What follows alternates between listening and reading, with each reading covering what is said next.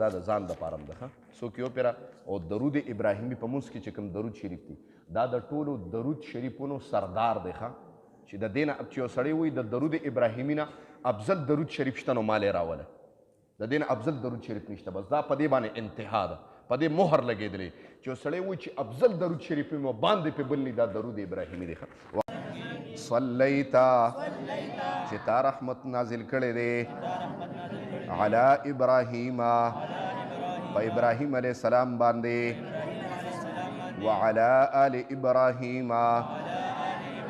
او په خاندان د ابراهیم علیه السلام باندې کمالک سرنګې صلیتا چې تا رحمت نازل کړی دی علی ابراهیم په ابراهیم علیه السلام باندې وعلى آل ابراهیم او په خاندان د ابراهیم علیه السلام باندې دا دعا ده دعا ده چې الله ته داسې رحمت نازل کا په نبی علیه السلام مبارک باندې لکه څنګه چې ابراهیم علیه السلام او دغه په اهل نازل کړی دی نو دا دغه دپاره دعا نه دا د ځان دپاره هم ده څوک یو پیره او درود ابراهیمي په مونځ کې چې کوم درود شریف دی دا د ټولو درود شریفونو سردار دی چې د دې نه چې یو سړی وایي د درود ابراهیمي نه افضل درود شریف شته نو مال یې راوله د دې نه افضل درود شریف نشته بس دا په دې باندې انتها ده په دې مهر لګېدلی چې یو سړی وایي چې افضل درود شریف مې باندې پې بل نه دا درود ابراهیمي دی واخر دعوانا الحمدلله رب العالمین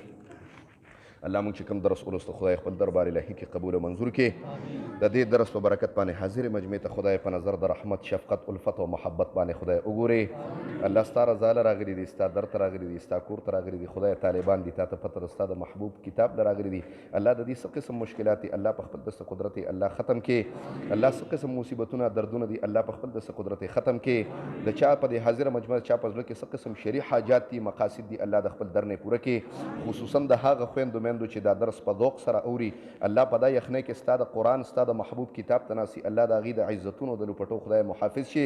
زما د خویندو میندو خدای په زړونو کې څه قسم شرعي مقاصد دي الله د خپل در نه پوره کړي د حاضر مجمع الله چې په دې کې څوک بیماران دي کورونو کې بیماران دي اسپتالونو کې بیماران دي الله شفای کامله عاجله مستمره ورته خدای نصیب کړي الله د حاضر مجمع خدای که سپینګیري پکې ناسي الله د دې سپینو ډکو نه الله تعالی حیا درځي په سپینه ګیره باندې الله طالبان شوي دي خدایا طالبان تا ته محبوب دي خدای د دې د برکات خدای په دا ټول کلي باندې قایم او دایم خدای وساتې کم چې نوجوانان دي خدای طالبان دي د خپل ځان سره خدای وابسته کې کم چې ماشومان دي خدای په مستقبل کې او د دې کلي دپاره علما طلبا مفتیان قاریان حافظان مفتیان ته خدای جوړ کې الله د دې خلکو خدای چا باندې څه قسم قرضونه دي الله د قرض د عذاب نه خدای وساتې قرضونه په خپل دست قدرت باندې خدای ختم کې الله د دې کتاب په برکت باندې الله دا کتاب د دې مجمع دپاره د جنت ته دننه کېدو ټیکټ او سبب خدای وګرځې د دې کتاب په برکت باندې د حاضر مجمع د هر قسم آفات او بلیات او اتفاقي حوادث او تاڼو کچرو هسپتالونو نه خدای وساتې او په وخت ځن کې دنم دا کریم په جو راولي چې لا اله الا الله محمد رسول الله या हबीब सलाम अलैका सलाम